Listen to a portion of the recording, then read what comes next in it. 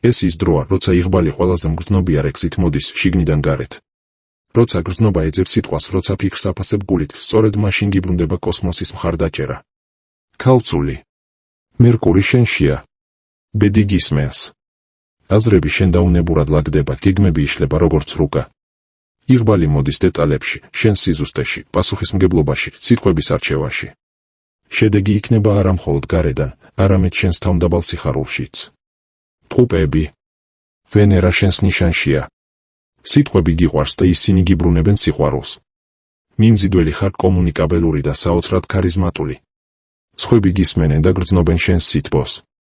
იღბალი მოდის შეხვედრისას, გზავნილებში და იდეებში. სიტყვა, რომელიც გაიცემა გულით, ბრუნდება ბედად. მერწყული.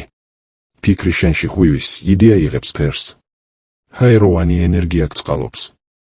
შენი შემოქმედებითი თუ პროფესიული ხედვა მოულოდნელად იბადება. იღბალი შენს ინდივიდუალურობაშია. რაც უფრო ხარ საკუთარი თავი, მით მეტად იწყება შენი გზა. თევზები. როცა ჩუმდები, იღბალი გიახლოვდება. რეტროგრადული სატურნი და ნეპტუნი შენი წარსულის სიღრმეებს ასუფთავებენ.